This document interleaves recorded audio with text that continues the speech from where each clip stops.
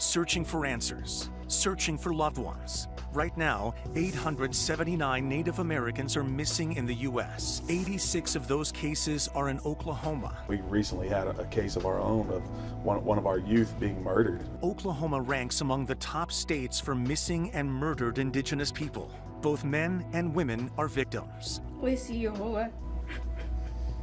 And now tribes need change at the federal level. While local officials claim that causes for these deaths and disappearances vary from drug trafficking, domestic violence, the one thing they all have in common is that they take place in a jurisdiction minefield. It became so much more important when McGirt changed the geographic landscape of all of our jurisdictional responsibilities. Ida's Law, Casey Alerts. The name of Oklahomans missing putting a spotlight on the issues and created new systems of change. What this law will do is save us time, and that's the most precious commodity when someone goes missing. And state investigators are now taking action. We want to help, we want to be a part of, whatever we can be a part of. But families are still waiting.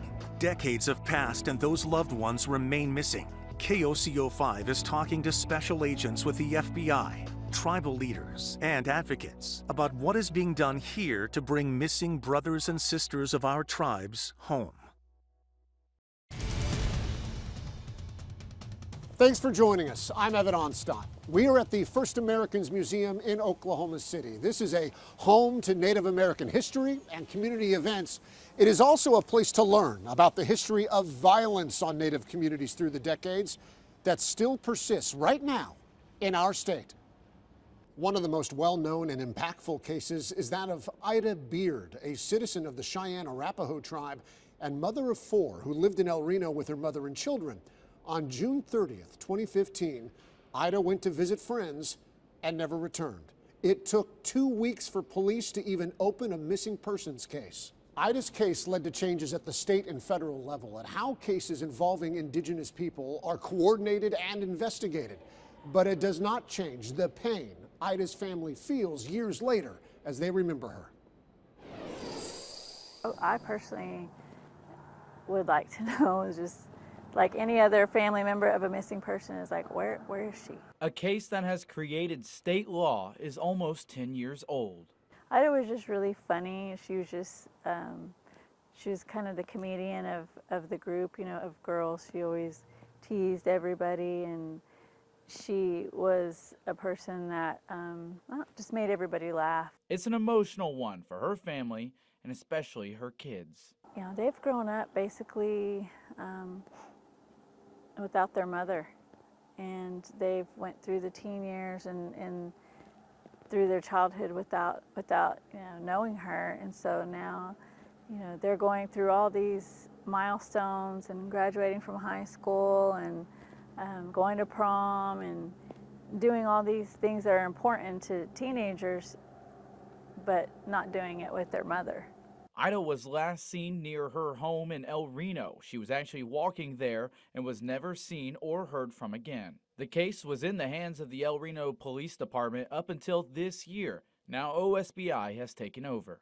And we're hoping to be able to bring all our OSBI resources to the forefront to try to solve this case. OSBI says El Reno police asked them to accept the case, and they say they have leads in Ida Beard's missing persons case, even saying earlier this year they had a person of interest inside the prison system here in the state. OSBI's MMIP liaison was created because of legislation called Ida's Law. The department has 2 special agents for MMIP who will use their national experience to assist with Ida's case and others across the state. Okay, what can we incorporate? What's some of the issues that are happening with MMIP, and what can the OSBI do to help address these issues and across the state involving MMIP cases? However, for many missing and murdered cases, time is of the essence. To me, this is like a mystery case, like nobody knows what happened. Nobody, like absolutely nobody that has been interviewed or asked knows anything about what happened to her or where she could have gone or who she was with, after she left her friend's house. Dakota Wapakichi, KOCO 5 News. Cases like Ida's are not just happening in Oklahoma. Persistent violence against Native American communities are happening all over the country. In New Mexico, for example, there are nearly 200 missing indigenous people, and cases of murder, rape, crime are all higher there than the national average. The issue of missing and murdered indigenous people is as painful and as personal as it is complicated, and it impacts all of us, not just in Oklahoma, the country and the world. But as you see, Oklahoma is definitely harder hit than most states. We gathered a number of people to talk about this issue and the challenge in front of us, including tribal leaders, investigators, and the advocates who are working daily to try to better people's lives and bring better solutions. The more that I research this, the more that I see that there is not really a consensus that the facts that are being presented are actually the facts of reality. And so I'm curious, because I'm looking at this federal database, it says 85 missing people in Oklahoma right now. Is that number accurate, would you say? Absolutely not. No, you don't think so? I'm guessing it's low. Well, the fact of the matter is that a lot of families cannot even walk into a police station and report their relatives missing because they're basically just being denied. So even just getting from point A to point B, they're not allowed to do that. They're being turned away. They're saying wait for a week, or you know, this person, or if a child goes missing, somebody under 18, they label them as a runaway and not a missing person. So that factors into those numbers as well. When we talk about underreporting, because that's a big part. Yes. You know, when we talk about historically this issue, it's been underreported. Where does that begin? Where does the problem originate with all this? I know that's a broad question. I know it's a deep question, probably a hard question to answer. Oh, I got this. It's fine. So, you know, when you look at tribal state or tribal government relations, they're contentious. I mean, there's a long history of violence, and if you look at the amount of violence in tribal communities, you understand why there's not a trust to necessarily step forward and seek help through avenues that you really need in order to recover your missing person. And for example, and you know, this is one of the things that we advocate a lot around, is when we look at research into Native American and Indigenous people, often the researchers are not Indigenous or they're not familiar with Indigenous culture. And so I want to say 2019 or 2018, the Urban Indian Health Institute out of Seattle, Washington, who's run by Abigail Epcohawk, they did a study into Indigenous women. She studied, I think it was 387, and they used Indigenous researchers and Indigenous interviewers with Indigenous women, and what they discovered is that 87% of Indigenous women report sexual abuse. They've been sexually abused, and if you look at our culture, we usually say 5 women are abused, we say 1 in 3 women of color, but then if you look at the actual reporting in our own communities where we're getting the information, 87% of Indigenous women is an astronomical number. Right. And the connection between sexual assault and being missing it's very strong. Sometimes people just have not had the mental health response that they need. It's gone unreported. And so it gets to a point in their life where they can no longer cope with everything going on. And so then we have this breakdown, and that occurs. And if you look all the way back to boarding schools and the number of sexual assaults we had and the Congressional Inquisition into boarding schools, it's just so vast, the number of traumas that occurred. And so then we have all this trauma that we're dealing with as a community, no real outlets, a contentious relationship with reporting officials, there's no trust in the community, and then you just have these two sides of these factions of people, and it's not moving forward in a way that's productive. And I do want to talk more about the reporting, the agencies, and how the different jurisdictions work and everything like that, because I know that that's a big part of it. And so I want to get into it, but you know, we have a couple tribal leaders here. What are you hearing from your citizens? Is this one of the main issues that you're hearing? Absolutely. I mean, she talks about historical trauma, and I think, you know, that's a big part of it, because what happens is, unfortunately, the numbers that she shared with you, it's made it to where this is a norm. It's just kind of something that we live with. And so when you talk about not reporting incidences, sometimes that's the reason why. It's just kind of part of life for a lot of our indigenous people. It's just the unfortunately. way it is. And it's terrible. It's terrible to think of it that way. Luckily, we have women in our communities that are doing things to try to make a difference, but we hear about it all the time. We recently had a case of our own of one of our youth being murdered, and to us, our other tribal members see how that was handled, a lack of investigation, really not even interviewing people from county police, and so our tribal members see that. We're a small tribe. Everybody knows how it went down, and so they see that, and now they lack that trust to go report these incidences when they happen in their own family. Yep. Well, and even within the differences within our numbers of a tribal nation to tribal nation, Cherokee Nation being a large tribe, it is one of the most important issues. Our citizens say one is too many, and as the chairman has pointed out, the level of historical trauma, both of these ladies, the disparities in the numbers that are affected in Indian country are something that you just can't get by. And we have to make sure that our citizens are informed just as much as our officials, as the reporting agencies and so forth, because those are our eyes and our ears. They are the heartbeat of those communities. And just as he said, in Grove recently and in Hulbert, we've had different cases there, and our level of outreach from the Cherokee Nation, as simple as going out, putting up billboards, making sure that we get these things on social media, making sure that people are aware that our citizenry is sometimes our first line of defense, or knowing what is out there, and we want to start taking more of a proactive approach. So our levels of outreach and being able to go to different agencies, different 501c3s, and making sure they have the resources is of the utmost importance. There have been some things that have come about in the last 10, 15 years, or even in the last couple of years. Ida's law, after the disappearance of Ida Beard, I believe 9 years ago now.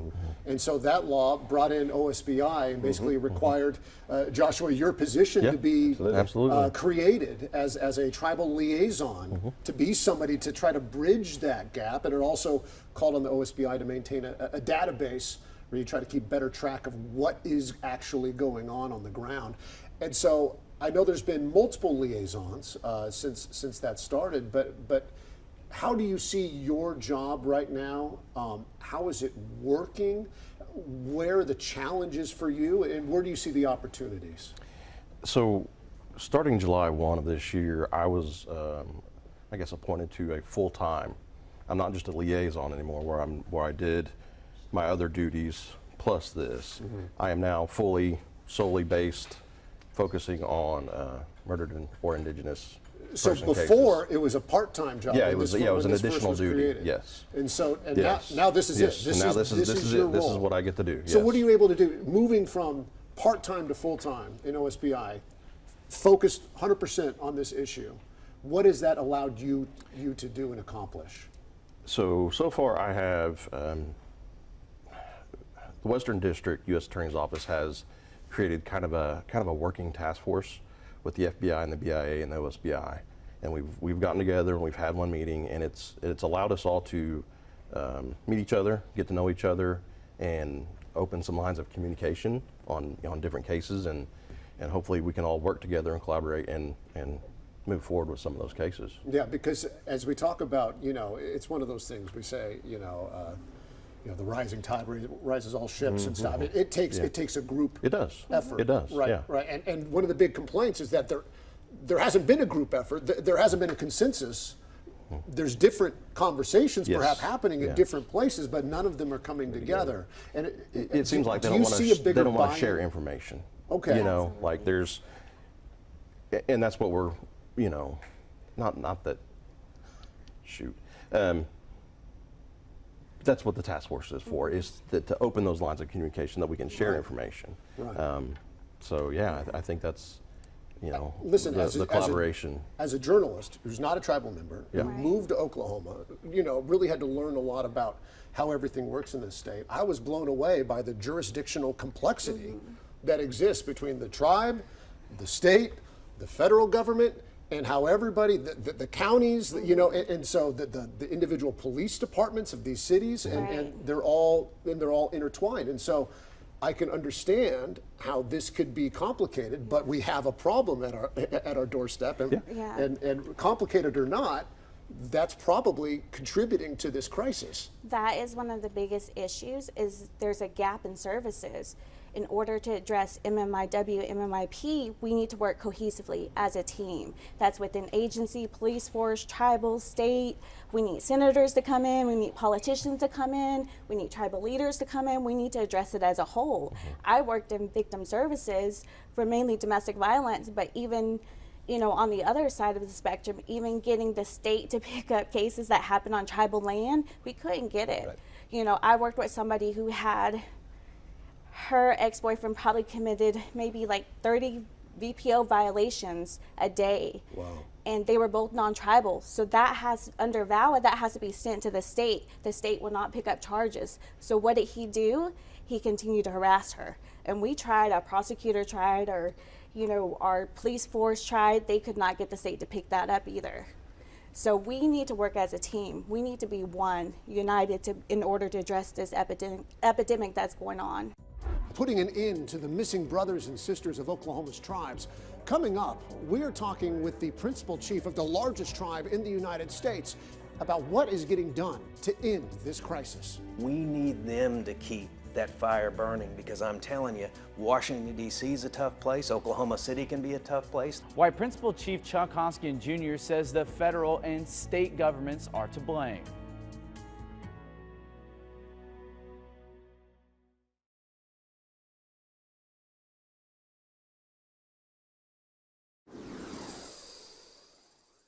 The Cherokee Nation is the largest tribe in the United States, with more than 450,000 tribal citizens worldwide. More than 141,000 of their citizens reside within the tribe's reservation boundaries in northeastern Oklahoma. Earlier, you saw a roundtable discussion where I spoke with the Deputy Principal Chief of the Cherokee Nation. KOCO's Dakota Wapakichi joining us right now. Dakota, you spoke with the Principal Chief of the Cherokee Nation, Chuck Hoskin Jr. Yeah, the chief says to fix an ongoing issue that's been going on for decades, it all starts with transparency. We always have to remember that the reason we are all sharing in this problem, and I mean all of us, whether you're Indian or non-Indian, you're sharing in this problem. Cherokee Principal Chief Chuck Hoskin Jr. tells us there is a lot to work around when it comes to missing and murdered Indigenous people. And we try to let them know that they don't have to do this alone, even though it's got to feel like that most of the time. Missing and murdered Indigenous people cases are worked on by several organizations, from tribes to city and county police to the state and federal governments. He says these groups created the problem. It's created by systems of oppression and dispossession, lack of attention, not only by the government of the United States, but also historically by the state of Oklahoma. Over the years, MMIP has been tackled inside the state government. And I have to say, the state of Oklahoma on this issue has been, I think, a important partner, and they're doing work to help us. From Ida's Law, which created an MMIP liaison at the Oklahoma State Bureau of Investigations, to Casey's Alerts, which started this year, Hoskins says while the past wasn't great, he's thankful for the efforts now. We have plenty of rhetoric in this state that really undermines the ability to work together, but we have, I think, some responsible leaders in this state that are thinking seriously about it. And there's members of the legislature on a bipartisan basis that do that. We need them to continue. Some of the rhetoric Hoskin refers to are the arguments surrounding the 2020 Supreme Court decision regarding Jim C. McGirt's case, reaffirming tribal reservations in eastern Oklahoma, making some question who has jurisdiction. It became so much more important when McGirt changed the geographic landscape of all of our jurisdictional responsibilities. That goes to the core of what it means to have systems that can be responsive to helping missing and murdered Indigenous people and their families, because time is the great enemy in any missing persons case. Hoskins says he wants them to put more in on top of what they've done, like the Not Invisible Act. They caused it through centuries of Indian policies, broken promises, fractured jurisdictional systems, imposition of poverty conditions. That has led to that. They need to do more. He says for more progress to be made, there needs to be more of an investment from Washington, D.C. If we want to move into an era in which there's real justice and healing, it does take dollars. And the chief also told me it comes down to getting funding to grassroots organizations to make a difference. Now, Chief Hoskin was talking about McGirt. We know one of the most outspoken critics of that Supreme Court ruling is Oklahoma Governor Kevin Stitt. And we sat down one-on-one with Governor Stitt last year, and he talked about what's next for the state of Oklahoma after McGirt. He called the ruling a, quote, train wreck for the state and for law and order, saying McGirt has created jurisdictional challenges and has changed the way the state operates. While the decision was recognized as a win for tribal sovereignty in Oklahoma, Stitt argues that McGirt has sacrificed the state's sovereignty. And he said what happens next ultimately comes down to one question: whose land is this? Is this the state of Oklahoma? Do we have jurisdiction? Or is this carved up into 6 or 7 different reservations in eastern Oklahoma? So it's major questions about how we're going to operate our state. The governor also said that he has a great relationship with many tribes in Oklahoma, but he says what some tribal leaders see as being good for their government is not always what's good for the state. And Stitt thinks many Oklahomans are on his side. I want to have a great relationship, but I will be very resolute, and I'll just tell Oklahomans, and I told them during the campaign, I will not give my state away as long as they're not asking me to give away our land or our jurisdiction or the sovereignty of the state of Oklahoma. I can have a great relationship with them. As Kevin Stitt finishes out his final 2 years as governor, many will be watching to see how his relationships with Oklahoma's largest tribes develop. A celebration at the state capitol for Native American Heritage Month. Just 2 weeks ago, there were performances, special speakers, and lawmakers joining together, all of them there to talk about the importance of advocating for issues important to Native American communities. As a mom, you want to think, I hope he didn't suffer. And still to come, a local mom mourning the loss of her son years later and still waiting for answers. Coming up, what happened to Dakota Wise?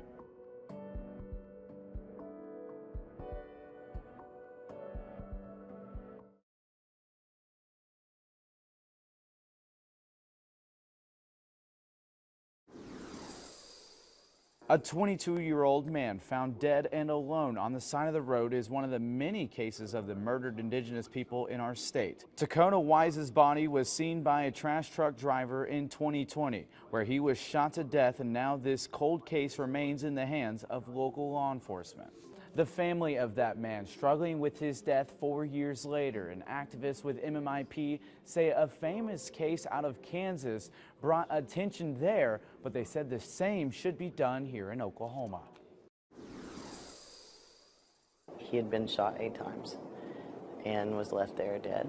22-year-old Dakota Wise, a member of the Eastern Shoshone tribe with Cherokee and Choctaw descent, was shot and killed in January 2020. A day after his murder, police releasing a report saying he had trauma consistent with the homicide and that no arrest had been made, and that has stayed the same since. Devastating. You can't see up, down, left, right. Your head's in a fog. As a mom, you want to think, I hope he didn't suffer. She says no movement had been made not only on her son's MMIP murder case, but others too. Cole Brings Plenty is a Native actor. He was found dead Friday after being considered missing for several days. His disappearance getting thousands of reactions and shares on social media, getting his story out there. MMIP leaders here wanting that same love. It's definitely still an issue. It's more of an issue in Oklahoma than it has been. It was also hurtful to the families that haven't gotten that kind of media attention, that haven't gotten millions and thousands of shares. She says MMIP cases are a major problem in our state, with this not only affecting women, but men like Brings Plenty. We've been focusing on our women, but we haven't been focusing on our Indigenous men and our Indigenous men youth. And I don't feel like they get the support that they need, whether it be suicide awareness, domestic violence. They are just as susceptible as we are. These activists hoping there's some movement made in saving Oklahomans. A lot of people are like, is Indigenous people still at risk? We are. This is Dakota Wapakichi, KOCO 5 News. After the break, more with our expert roundtable as we explore the resources law enforcement is now putting into the issue of missing and murdered Indigenous people.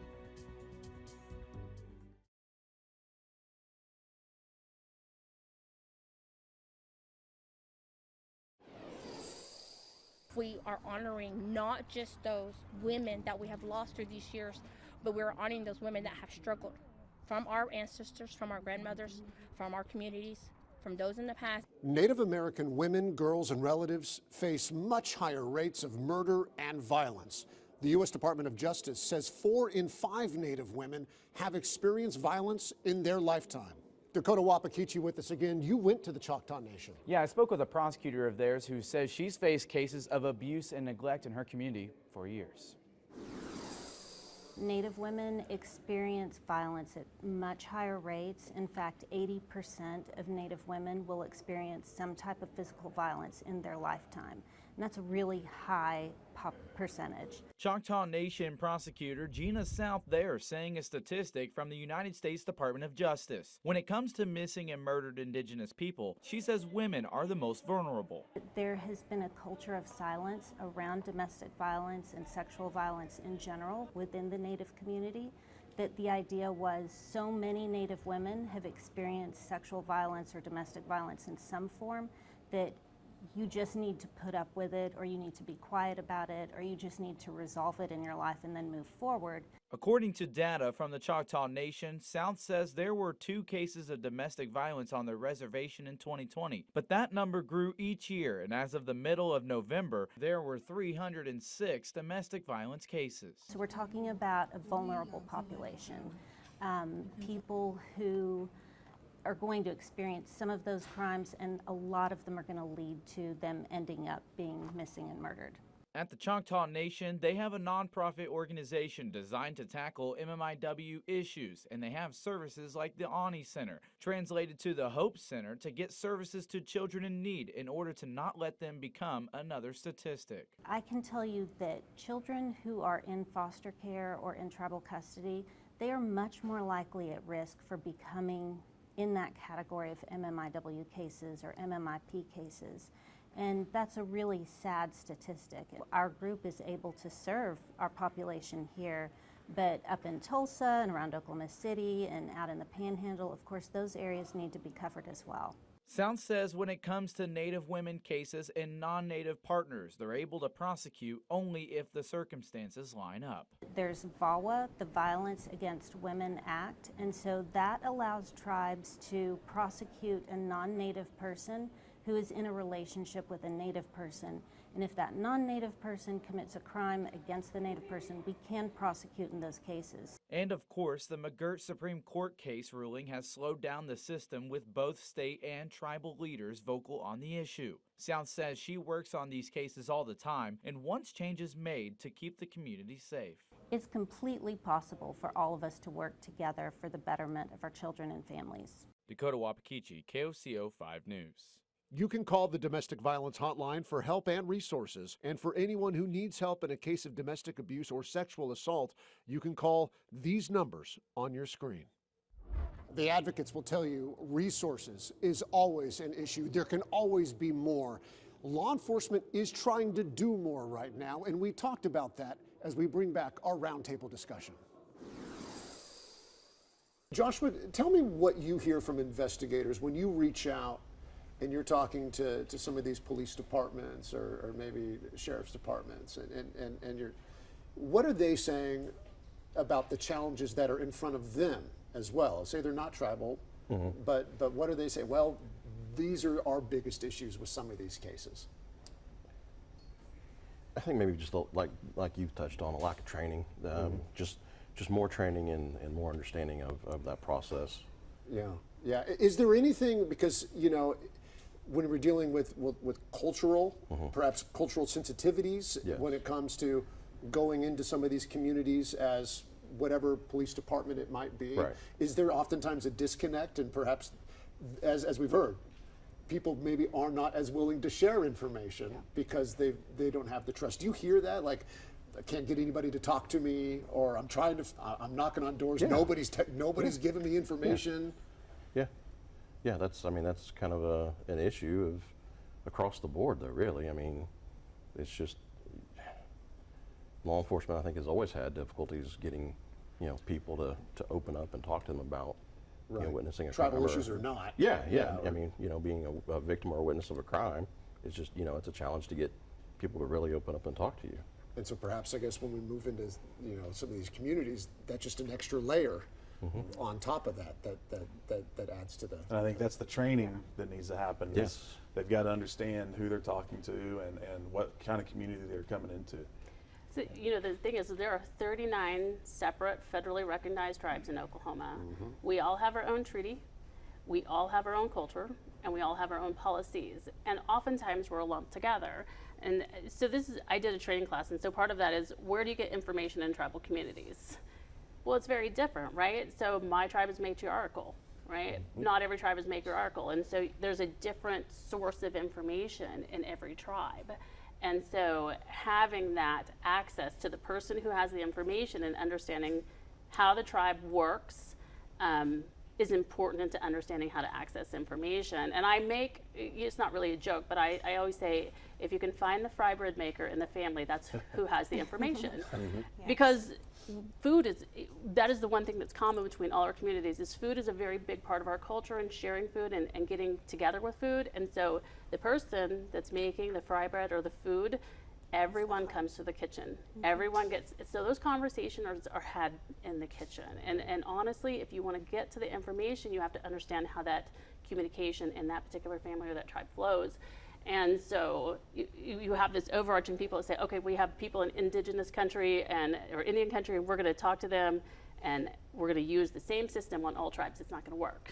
It's just not going to work because we are very, very different, even though we have a similar history and we share similar heartbreaks and problems, but we don't share the same rituals.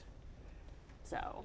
The one-size-fits-all model is what I call that. Right. And that does not work in Indian country. It does not apply. And, you know, whether it's a federal agency or a state agency or local municipalities, that training is of the utmost importance when they're looking at this. It's kind of like I always say, I used to train racehorses, and I've got 3 boys. Each one of those boys are different. I don't raise them all 3 the same. We have the same fundamental principles, but one needs this, one needs that, you know, and so forth. And that is the way that you have to look at tribe. Well, guess what? Raising a family, running racehorses, that's work, but it's well worth the effort that you have to put into it, because we're going to create. Because at the Cherokee Nation, public safety is of the utmost importance each and every day. So, do we feel like there's been progress made in the last 5 to 10, 20 years, Melody? Do you feel like we're in a better place now, or do you feel like we're kind of treading water with where we're at? I feel like there has been a lot more awareness that's been raised. We are holding more events. We have funding now for MMIP. Tribal programs are developing programs for MMIW. We have over 12 chapters in the state of Oklahoma. We have laws that have been passed. We have the Casey Alert that's been passed. We have a lot of things. So we are working towards, you know, where we need to be. But we definitely need to continue to educate. We definitely need to continue to raise awareness. You know, and we need to work as a team. We need to be as one, a unit, so that we can address this. So we still have a long ways to go, because we still have a lot of unsolved cases, and we still have, like, you know, a lot of work to do. But I mean, it's going to be worth it in the end if we can kind of collaborate and come together. So if we could go pie in the sky here, and if I could flip this over and compile a list of things that I could hand over to whoever had that sort of power and say, if we did X, Y, Z, we would see ABC results.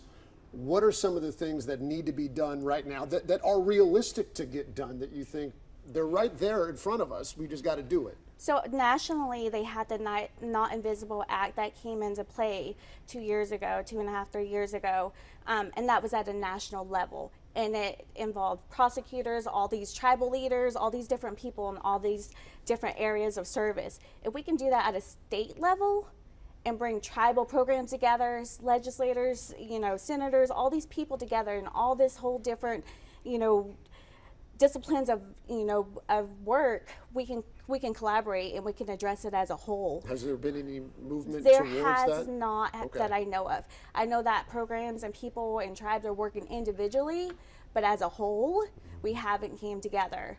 I went to a training in, I believe it was Dallas, the Crimes Against Women training back in May. and one of the ladies, she does MMIW training, and they started a task force within, they did it regional, and then they did it as a state. And in that task force, they have like somebody who runs social media, somebody who does investigations, you know, support, family support. They have all these people that come together. And if this person can't step in, they have a backup person. So whenever they have a call to action, they send a text, to like 100 people, and they all come together whenever somebody goes missing, and they work as a team to help address that and find that person, distribute flyers, do all kinds of, even feed the family, she said. Okay. That's kind of what we've done with the Oklahoma State chapter is we meet with all the grassroots organizations, we hold quarterly trainings, we help each other with cases, and you know, a lot of people don't realize this, but most cases are resolved because you share flyers.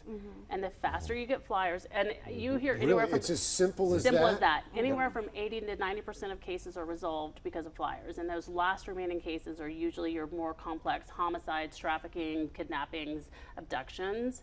And so what happens is during those, you know, short time frame that nobody's looking, because we're indigenous, we have a lot more factors that come into play that can cause death. Homicide is actually the #3 killer of indigenous women. And so, you know, we have all these different factors, and so the faster we have community response with flyers, and there was actually, Great Britain did a study, and they published it, and they said it costs about $1,600 per missing persons case, but the faster you respond, the smaller that cost becomes. And so I've constantly encouraged people, set up, you know, if you're CPN or your Iowa, set up your missing persons social media, get it out there, because the faster you get it out there, the faster you're getting kids back, or adults, however it is, and then the faster you know when something is wrong. You know, it's interesting though, because you're still talking about it as approaching it as a community, from a community-based search, and you're not saying the faster I can get this police department to work with this sheriff's department and get them together. Well, we've learned to not rely on that. Because that's what I'm hearing, is that you're talking about getting 100 people together to, you know, and so that's interesting to me. That I think, and you know,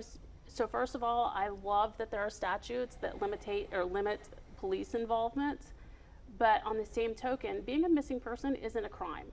So if there's not a crime involved, there's not necessarily anything to investigate. And so if there's nothing to investigate, there's no statute to provide you the authority to investigate. So otherwise you just have a bunch of people running out there willy-nilly. So the faster we respond, so we can figure out something's wrong, to see if there actually is something, then the faster your police response is going to happen. And so because the more information that can be provided to investigators, the faster the investigators can move towards it. But also there's no evidence saying that there wasn't a crime committed. That is true. And that's the standpoint that I like to take, is because that doesn't limit my involvement. Absolutely. And so the two things I've always advocated for on missing persons case is, especially with juveniles, but even adults, is once you find them, an after the fact interview. So having a missing persons advocate, because the number of missing people that experience some type of traumatic incident, I mean, I've found a 12-year-old sleeping in a sex offender's backyard. You know, I have found people after they watched a homicide as a juvenile, and then they become a part of this justice system. And so what happens to them is important. And so I think after action interviews is important. And, you know, that's just really the thing. I forgot what I was going to say on the other one. But, you know, just... But these are a good couple things here, like things that you'd like to see, hey, we can do more of this. Is there anything from a holistic tribal view within the tribe, like something that you would like to see change or reach out and I mean, I think from a global scale, the rhetoric around, I know Deputy Chief, they deal with this more than our tribe does, but since McGirt, there's a lot of rhetoric around jurisdiction, and sometimes I feel like that can be used as an excuse by different police departments to not, I can't go look at that because that's on Indian land, you know, that's what they like to say. And so that's frustrating for our people, but that rhetoric just needs to kind of calm down, because that kind of leaks down to maybe some of the officers, and I'm a former police officer, I'm, you know, support the blue, but some of the local police officers, that mentality starts to come down to them. They get tired of hearing it. Now there's a rift between their police department and our police department. And so they don't always want to work together. This isn't in every jurisdiction, but this happens quite a bit more often than I think people realize. In Washington, testimony heard on Capitol Hill about this crisis. Oklahoma Congressman Tom Cole was there to hear that testimony. Cole thanked them for sharing their stories, saying hearing statistics is one thing, but hearing their personal accounts of loss and frustration is powerful. That said, the statistics are terrible. Cole pointed to CDC data showing Native women and girls have a murder rate 10 times higher than the national average. This is way out of proportion to what happens in other areas. So we clearly have a very unique problem. We clearly have a lack of jurisdiction in many cases. I still don't think we empower tribal law enforcement enough on their own lands with their own people. That's just my personal opinion. And we clearly have an enormous resource problem. I'm here to carry the stories of people who've been victimized like myself and all of those who have gifted their stories to me. We all deserve justice. Cole is a member of the Chickasaw Nation of Oklahoma, the longest serving Native American in the House of Representatives. He says raising awareness and resources are equally important in making a difference. Our state is full of rich Native American history, and the First Americans Museum highlights all of it, including the silent crisis of missing and murdered Indigenous people. Coming up after the break, I'm speaking with the museum's Director of Learning, her take on the crisis and what needs to be done. Next.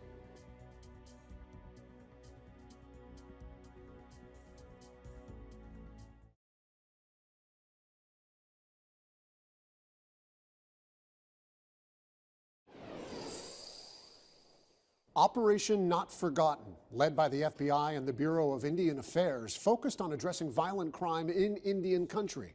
From June to September of 2024, more than 50 FBI personnel were deployed to assist in investigations.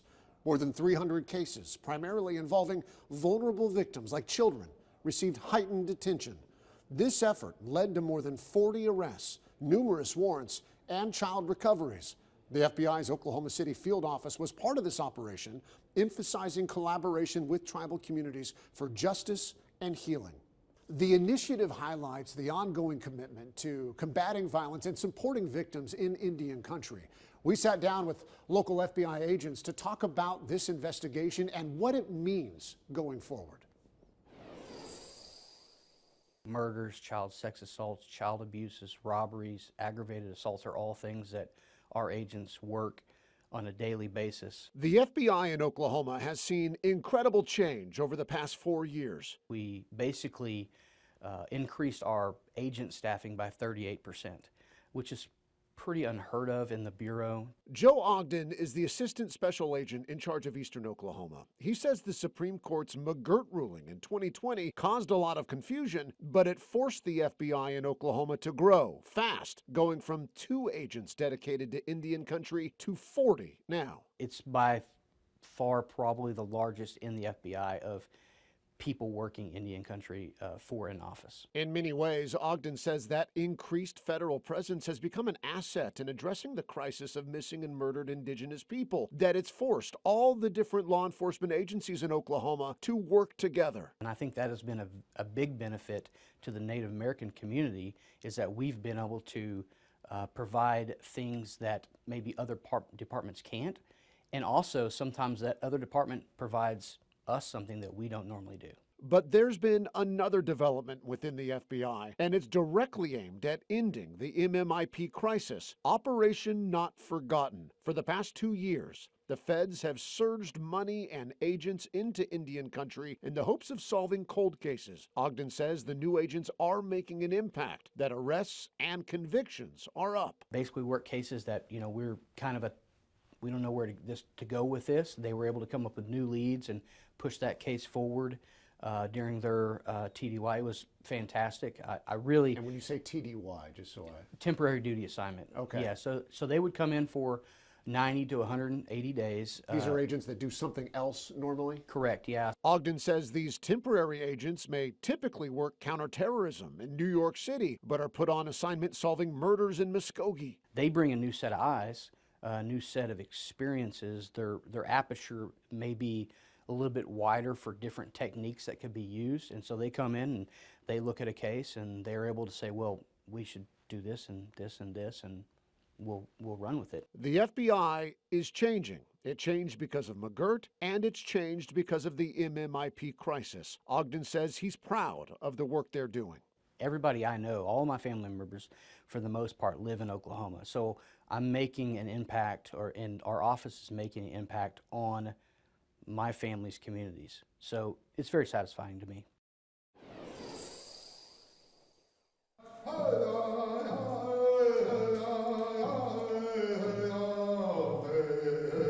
The First Americans Museum honors the many missing and murdered indigenous peoples of Oklahoma. Every year they host an event to reflect on the ongoing crisis through learning and discussion.